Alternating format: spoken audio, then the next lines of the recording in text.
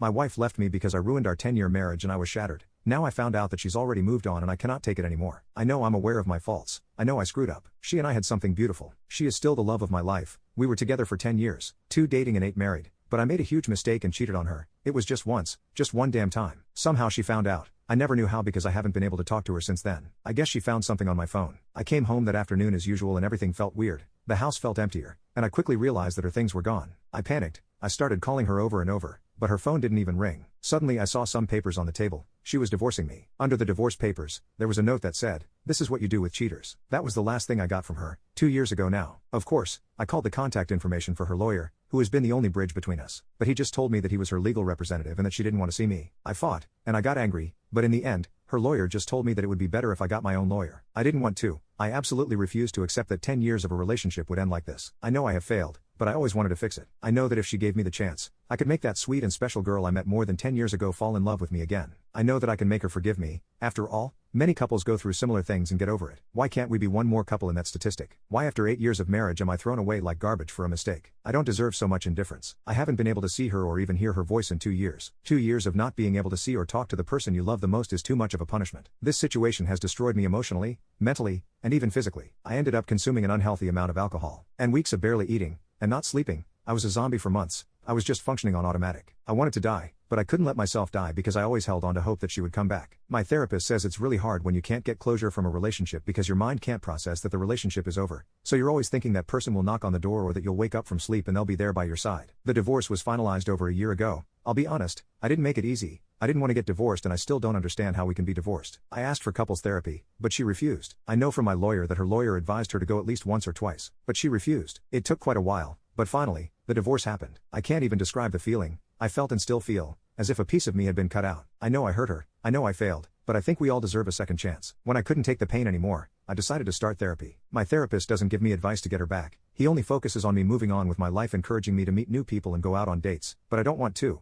At this point I'm not even interested in intimacy anymore. A few days ago something happened that completely shattered me. I was having a few beers with my friend at my house. Let's call him Nick. We were both pretty drunk. I started talking about my wife, and he said to me, "You should put more effort into getting over her. She's over you and is happy having a life away from you. You should do the same. You can't live in this self-pity all your life." Something in his words hit me, but not in the way he expected. He spoke with a lot of confidence that my wife is over me and is happy now. How does he know that? At this point, I got angry and started pressuring him to talk. He refused. I pressed as hard as I could. I cried. I begged him to tell me if he knew something. I needed to know something about her. Until he finally told me. His wife had been in contact with my wife for the last year. They were great friends and I remember Sabrina, my friend's wife, being very sad about losing contact with my wife. The thing is that my wife went to live in Norway, got married to a guy there, and is about 7 months pregnant. I felt like dying. I literally felt like dying with this information. How could she do this to me? How could it be that while I was crying, getting drunk, missing her, and wanting to die every day, she was happily on the other side of the world, getting married, effing, and getting pregnant by another guy? How could it be that she didn't have a child with me in many, many years, to the point that I thought she was infertile, but she got pregnant by this new guy so easily? Where did this guy come from? I have no answers for absolutely anything and I feel like I can't go on with my life without these answers. The only thing I can think of is that she had revenge intimacy with the first Norwegian guy she came across, got pregnant and decided to keep the baby. Maybe she got married because she wanted to stay in that country legally, and I guess like in most countries, getting married is a good option for that. I don't know. These thoughts are killing me. I refuse to think that she is in love with him. I need to contact her. I need to talk to her. I need to know what's going on, because she acts like our 10-year history and 8-year marriage is nothing to her. I need advice on how to act. I feel the impulse to travel to where she is and look for her, but how could I do that? I don't know what city she's in. I don't know where she lives. I don't have a number to contact her. She closed her social media. Her family is small. They don't live in the same country as I and all of them blocked me. I'm totally lost. I don't know what to do at this point. I still want her back. Yes, even pregnant. I feel like if this is a nightmare and I need to wake up now. Update.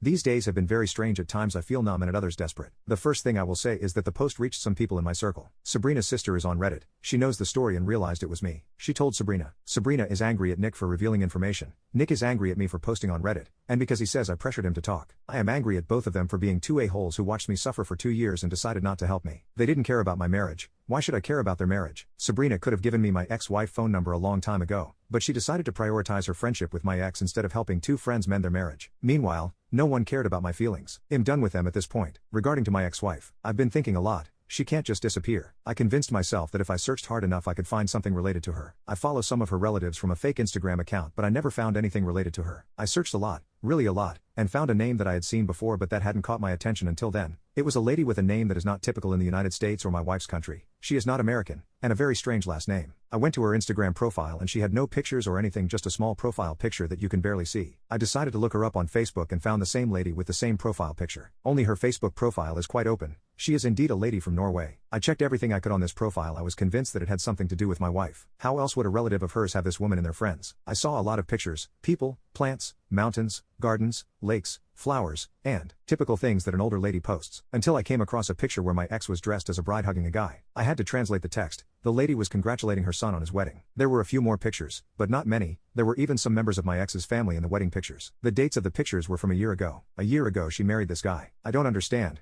How could it happen so fast? When did she meet him? I honestly thought she got married after she got pregnant. Not before. This baffles me even more. After that I found another picture. It was a group picture and she was far away, but of course, I recognized her. The same guy was with his hands on her shoulders, hugging her. This picture was from February 2023. To be clear, she left in May 2022. How is she with someone in February 2023? Only 9 months and she's already in a stable enough relationship that he's introduced her to his family? What the hell is going on here? I feel like I have even more questions in my head now. I know I shouldn't be upset, but I am. I know I lost her because I was an idiot, but it's hard to get this feeling out of my head right now. Anyway, for those who had imagined this fantasy that my ex is with some kind of Norwegian Chris Hemsworth, let me tell you, it's not like that. This guy is too tall, too blonde, too pale, and hair too long, and kind of chunky to be honest. He looks more like the old cartoon of Vikings and is definitely not a Chris Hemsworth. I managed to find his FB profile, but he has almost nothing there. His profile says he's an engineer who wears metal band t-shirts at 38. I don't know how to take this because I'm an engineer myself, just in a different field. Why would she look for a man with the same profession as me? My wife has always liked heavy metal, which I always found nasty, but I never complained. After all, your partner doesn't have to have the same musical tastes as you. I mention this because maybe that was the way they connected. She used to connect easily with people who like the same type of music. I don't know, but I honestly look at it and think, where did she get this guy from? I meant he can definitely do better than this. The pregnancy thing still messes with my head. I try not to think about it. I can't understand it. I'm not infertile as the comments suggest. I've been to the doctor and I know I'm not. But God, it kills me to think that she's going to have another man's child. I don't get it. I feel like this is beyond anything I ever imagined. And no, I'm not going to go to Norway. I'm not going to try to contact her. I still want to see her and talk to her, but I obviously can't force her to do that. I have too much to deal with right now and too much to talk about in therapy. If by any chance this post reaches my ex, I want you to know that I still love you. You know where to contact me. If by any chance this post reaches the new dude, I want you to know the only reason you have a chance with this woman is because a big idiot halfway across the world completely ruined it. You most probably met a woman who was probably very broken from her divorce. You took advantage of her situation and trapped her with a baby. You don't know how to play fair. Sabrina and Nick. F. You.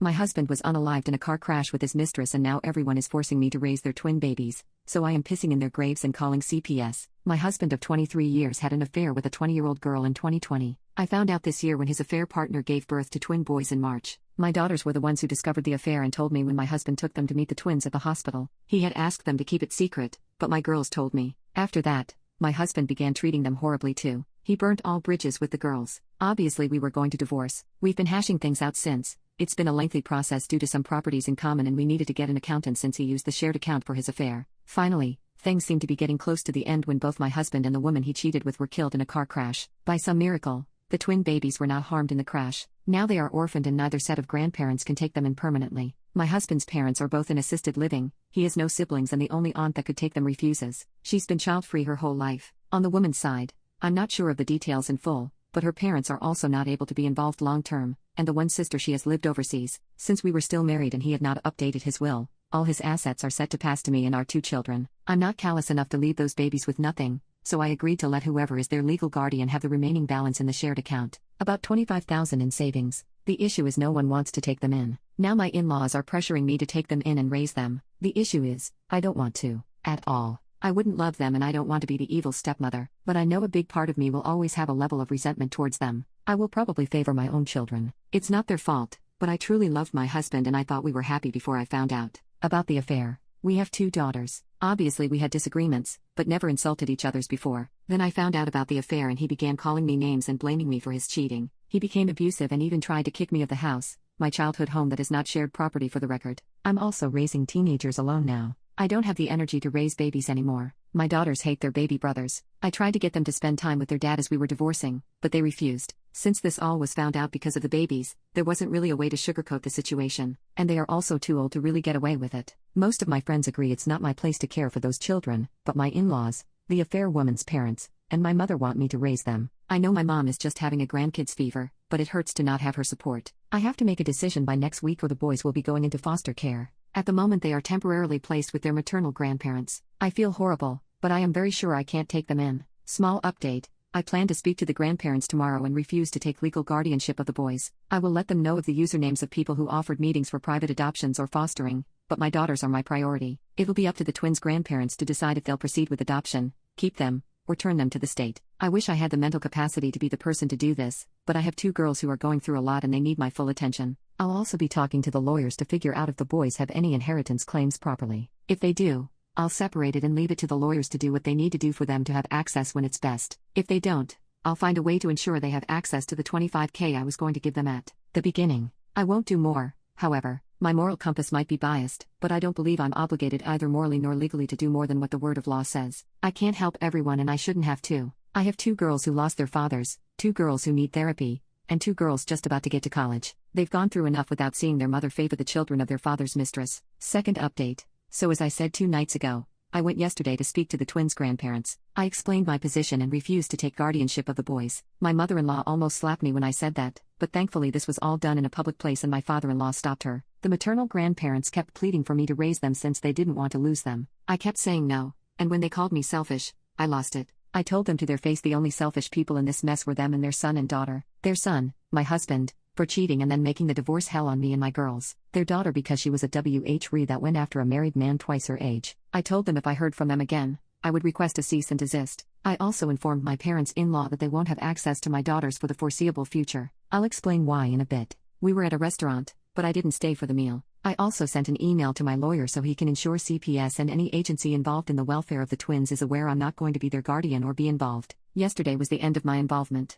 As for why my in-laws won't see my girls, I spoke to my daughters and decided to find out more about their thoughts before I went to meet the grandparents. My youngest refused to speak to me, which I found very out of place for her. My eldest then asked for just the 2 of us to speak. That's when she explained that my in-laws had been going on about how the girls need to get ready to go to public school instead of their private school and to get jobs right out of high school since I will have to provide the twins with private schooling and college money. Apparently they also were told to start moving their stuff to share a room. My girls have separate rooms, since the twins need more space. This was not known to me, mostly cause that would never happen. Apparently my in-laws have been basically bullying the girls because the babies take priority. Yeah, that's not happening. I told the girls that their grandparents have no say in where they go to school, their college funds, or how the rooms are set in our house. Also that I do agree they could use a part-time job during college and maybe a scholarship, but their tuition will be paid. I told them not to blame the babies for the stupidity of the adults. They told me they understand, but they still don't want to interact with their brothers for now. That for now part gives me hope they'll get through things. For now we're going to do some changes in the house. The girls and I both don't like there's still an office space that my husband used. We're going to make it into a gaming room for all of us. I plan to take down some pictures that have my husband in them and put them in albums for the girls. We just want to make the house more ours.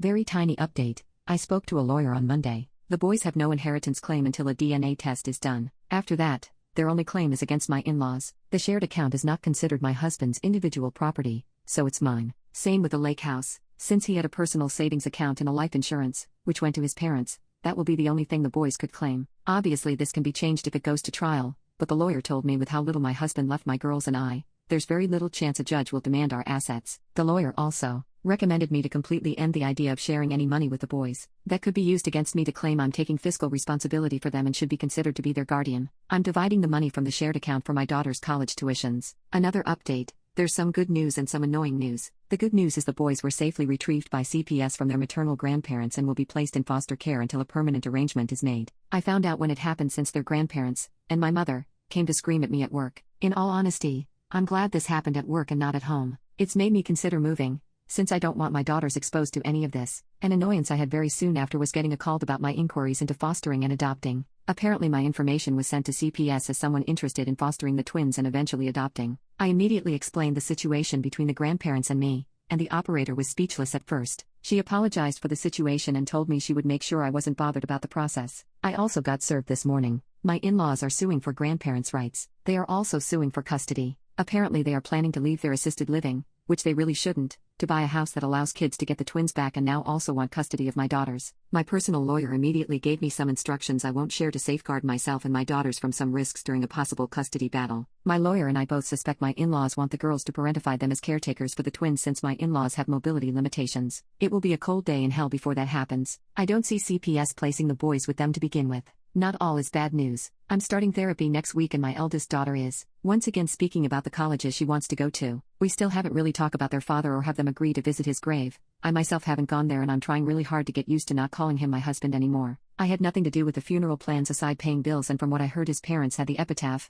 devoted and beloved husband, father, and son written on it. I find it a joke. I know it's bad to hold to so much anger and resent, but as soon as I have time, I plan to change his tombstone to remove husband and father. It might sound petty, but I refuse to speak well of a cheater and abuser just because he's dead. My daughters deserved better, and so did I, and for anyone complaining about me changing the tombstone, I paid for everything at the end. My high school bully made me dress up like a maid because I was too poor to say no, but now his grandfather left me his entire fortune and he is furious. I attend a prestigious white high school on scholarship because I am nowhere near as rich as everyone else. I'm known around school as the Brown charity case, and I constantly have people coming up to me to tell me things like, "Isn't it funny we are the same age but my dad bought me a condo and you have to decide between keeping the water running or buying groceries." It actually wasn't funny at all, but I couldn't expect rich snobby white boys to understand that. The bullying didn't go past stupid comments like that, unless it was Brad I was talking to. Brad had money, his family had power, and he wanted everyone to know that. His clothes were designer, his car was the latest Maserati, and he could get away with anything by throwing a check at whatever problem he wanted to solve. And the thing with Brad was that he liked to feel superior to everyone else. I think he got off on it. Anytime I saw him open his mouth, it was either to brag about his next expensive trip or to mock anyone who couldn't afford the same. To be fair, in a school full of rich kids he was the richest. So, when he got wind that I could only afford to attend this high school on a scholarship, he nearly creamed his pants. He came up to me and the first thing he said was, "Hey brown boy, how about you come here and polish my shoes for a little bit of change? I know you need it." He then said he had an even better idea and offered to hire me as his personal maid. He said he'd pay me $5,000 a week for it, but I had to wear a maid costume the entire time. I won't lie, I almost accepted because I couldn't afford to be prideful. But because I hesitated, Brad immediately bursted out laughing and said he had no idea I was that desperate. He then went around telling everyone that I wanted to be his personal maid and started to ruin my reputation even more. I instantly went from Brown charity case to maid boy. He even bought me a maid costume and forced me to wear it around school for days. He said I had to or else he would get me expelled, and knowing Brad, he could. Luckily, Brad quickly got bored of it and I stopped caring about what he or anyone else said, because I knew their actions would come to bite them in the future. Instead,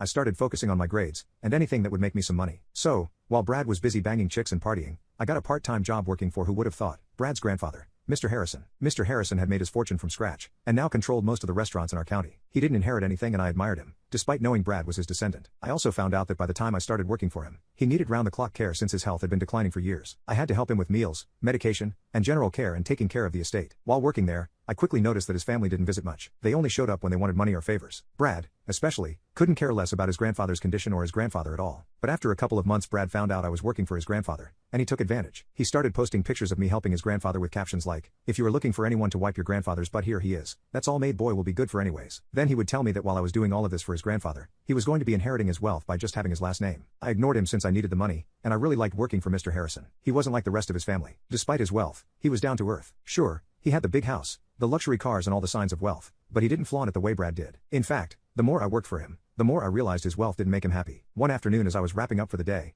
Mr. Harrison sat me down and told me something that I'll never forget. He said, "You know, my family, they don't talk to me unless they need money. They only see me as a checkbook. It's lonely. I spent my whole life building something, but the people closest to me only care about my money and not me." After that, Mr. Harrison and I became close. He'd ask about school, my upbringing and my mom. But one day he suddenly asked, "What is your biggest dream, kid?" I told him I didn't know because dreams felt so far away. But he kept asking and eventually said I was teaching myself to code in my free time, and learning a lot of different side hustles. I told him it was because I didn't want to be stuck in the same cycle of poverty my family had always been in. I wanted more for my future. I even told him I was starting to make about $1,000 a month online from different methods. He listened to me and said he was proud of me, and that in no time I would make something of myself. He told me, "I wish Brad had the ambition you do. You're doing it the right way by learning and building something for yourself." I didn't know what to say. It felt weird hearing that from a man who had everything and hearing that about Brad, but it stuck with me. Then out of nowhere Mr. Harrison had a heart attack. It was sudden, and despite the doctor's best efforts he didn't make it. His death hit me harder than I expected. He'd become something of a mentor to me and now he was gone. Then I got a call from a lawyer a week after the funeral. He told me that Mr. Harrison had included me in his will. I thought maybe it was a small gesture like a watch as a token of appreciation. But when I arrived at the lawyer's office,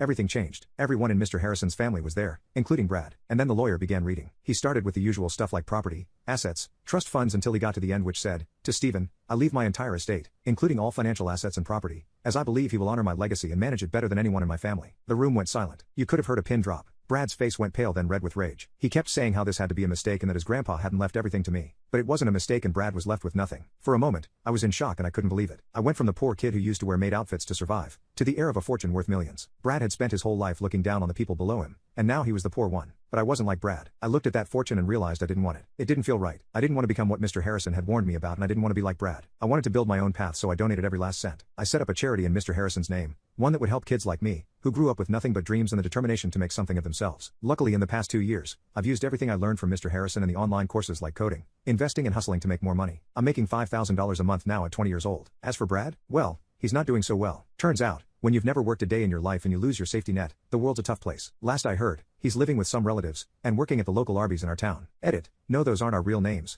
I changed them all for privacy's sake. And also, a lot of you are asking what I did to make this money. Well, I took a copywriting job for an e-commerce company which pays me $4,000 a month, and I invest with Bloom Learn to Invest, which makes me $1,000 a month passively. I would recommend this for anyone who wants to make some extra money on the side since you get paid for learning to invest. Soon though, I'll be starting a job at Google and my salary will be well over $8,000 a month. My wife confessed that my daughter was not mine and she slept with her affair partner because he was attractive. Now my mother wants to disown me because I am abandoning my baby. My life feels like a bad drama show at the moment. For some context, my wife and I have been married for 7 years and what I thought was our daughter is 3. Looking back, this all started after my wife gave birth to her daughter. She suddenly became a lot more affectionate to me and was a lot more active with me in the bedroom life. She also made my favorite desserts a lot more often. I of course didn't suspect anything since even prior to her pregnancy there were no signs of cheating, but also possibly could be that just didn't look close enough into it. Well, this whole fiasco started 2 weeks ago after a day out with her daughter, and she just sat me down in the evening and came clean about the fact that her daughter wasn't mine. Her waterworks of course also started. And apparently, it was a guy from the gym, and it lasted a month before he disappeared on her after he found out she was pregnant. Honestly, even typing this now I feel like crying since I thought I did everything perfectly, but she still cheated. As much as I wish I could say I had a stone face or something, I just started crying and she tried to comfort me, but I just pushed her away. I felt so disgusted with her. After I had calmed down a bit, I just grabbed my jacket and left for a hotel, and while I was leaving she just begged and pleaded with me to forgive her and that I was the only father her daughter knew. After crying myself to sleep in the hotel the next day after I turned my phone back on, I saw she had blown up my phone and I didn't read any of it and just blocked her. After having a little bit of breakfast, contacted a lawyer to start the divorce process, and at work, I just asked for some time off and my boss gave me a month off. By the evening my mom and sister were calling me on her behalf and were on her side, and it just hurt me even more. To put some context, my sister is infertile, so I think that's also partly why my mom doesn't want me to continue the divorce since she will lose her grandchild. While I'm not proud to admit this, I did drink myself to sleep that night. After that night I started staying with my best friend and my mom and sister kept spamming and calling me. A few days later, after she probably got the divorce papers, my mom just sent me a long text that, to summarize, was that I should step up and forgive her and not abandon my daughter, and that she vowed to disown me if I went through with the divorce. My sister and mom are against me divorcing her, but my best friend and his wife are saying I have the right to not want to be with her or take care of her kid. I'm split on this. On one hand, I did raise the baby for 3 years. On another, I don't know if I could in the right mind raise the reminder of my wife her affair. Update 1.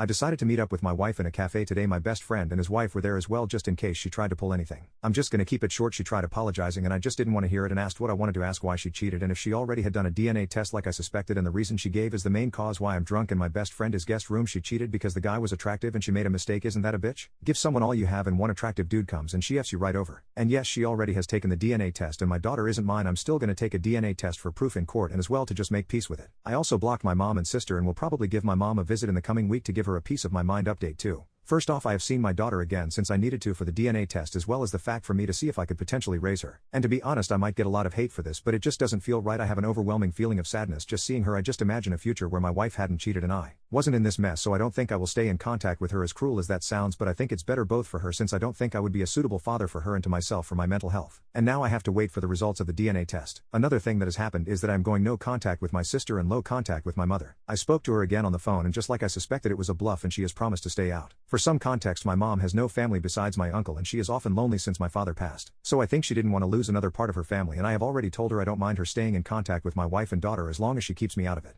But I still have gone low contact since she has hurt me a lot by siding with my ex even for just a short period. My sister insisted on the issue and I just blocked her. My wife is spreading rumors that I am a deadbeat for not being in the hospital during her childbirth, so I posted on social media that she bred via infidelity and aired her dirty laundry. My wife Cynthia, 45, got pregnant against my will after we had discussed and agreed on not having any more kids. I was scheduled for a vasectomy. She claimed she was on the pill, but I was using condoms because I wanted to make sure nothing happened. I had my vasectomy, but she was pregnant a few weeks later. She was overjoyed and I wasn't. I didn't want to be an old dad. She claimed the pills didn't work. I never pushed for her to get surgery because I know it's harder for women, and she said injectable contraceptives hurt her health. I checked all my condoms and all of them had been pierced. We had a huge argument that ended with her crying. My trust has been destroyed. I assume that nothing she says is true. She also got fired when she was 3 months pregnant. I found it weird that she didn't fight it. Then she said she needed to stay home, which is exactly what I dreaded. She said morning sickness was too bad to go to work. For our entire 18 years of marriage, she has pushed to be a SOM. We can't afford it. She gave me the silent treatment for weeks after our second was born when I said she needed to find a job. I never heard the end of it, as she calls it, when I made her leave our baby and sent her to get a job like I'd ripped her away from our kid. I got suspicious, thinking that perhaps she had resigned and was lying. I know it's wrong, but I got into her phone. Long story short, she had a workplace affair and she and her AP both got canned. She slept with him during her training out of state and eventually scheduled every assignment out of town to cheat on him. He is in his late 50s, married. She also slept with my cousin's son, Nelson, 29. And he's a substance addict. I saw and heard messages between them. He would come to my house when I was out. I have asked the neighbor and they confirmed. My neighbor said Nelson would show up sometimes 2 days in a row when I was out. I checked my schedule and it could have been when I went to Ohio for 3 weeks. I came home on weekends, but everything seemed normal. What's worse is that Nelson calls me uncle. I let him stay over a couple of times. She also used our own kids, our 2 youngest, as leverage, promising that he could see them if he didn't pressure her, and kept his mouth shut. So she obviously put him in some type of a stepdaddy role. She told him the pregnancy was his baby. I hate him, but I think she manipulated him because he has zero relationship with his parents or his siblings, and he kept texting her about how she was like home to him. I lost it and woke her up. She tried to claim that she was SA by both men, then said she was pressured into it because they threatened her. I confronted both men. I reached out to her ex-coworker via social media, but he blocked me after a couple of exchanged messages. Nelson did get belligerent, and it could have probably ended in a real fight if I had him in front of me. The paternity test came as negative. I moved out and got a lawyer. I refused to be at the hospital during childbirth. It was a stillborn. I was shocked. Even if it wasn't mine, it felt dark and strange. I offered my kids emotional support but didn't allow her to cry to me. I had to get a court order to get a DNA test on all our kids. They are mine. A few weeks ago, people on Facebook started asking questions and attempting to call me out for not posting anything about the baby. I think she might have told someone that I wasn't present at childbirth because a couple of people came at me. We are getting a divorce, and I'm very angry that she's still trying to milk it. I told each person the truth separately, but eventually got fed up with looking like the bad guy and wrote a post saying, "Thank you to everyone who has reached out to insult me, but the baby was not my child as per the paternity test." It had to step away from social media because of it. Her family called me, asking me to take it down. They didn't know the full story but said this is not how things get solved. I'm not deleting it, despite being called out for shaming. While I worked my ass off for our family, she was texting her best friend and complaining about how I'm not the shadow of my former self, how I look old and let myself go. Her friend had an angry response, but they are not on speaking terms anymore. Cynthia claimed that her friend ghosted her and she doesn't know why. I'm suing for custody since she repeatedly took my kids across the state so that Nelson could hang out with them and left them with her dad before I came home from work so that she could go do work stuff and have intimacy outside of our marriage. She had been begging me not to ever tell the kids about the paternity test, but they needed to know the truth before she twisted the narrative. My daughter won't speak to her and our second child wants to come live with me. I'm sick of crying sporadically because sometimes I'm driving and can't hold it in. I can't even watch adult films because she and her APs come to mind. I had a family and despite everything, I was proud and happy and she took it away. I didn't know she saw me as less. She told her ex-best friend that she loved watching the executives in her job. At least her friend defended me, although we are not close. My lawyer says we should contact her as a character witness. I hate Cynthia and I told her during her pregnancy when she wanted to initiate intimacy. She's naturally overweight and I loved her as such, but I hated the knocked up by the AP version of her. I told her she looked grotesque like Jabba the Hutt. Her lawyer is pushing for family counseling. I would only agree to civil co-parenting but nothing oriented at the couple's reconciliation bullshit. She calls it a mistake, but to me, she bred via infidelity and created an entire human being and I will never forget that.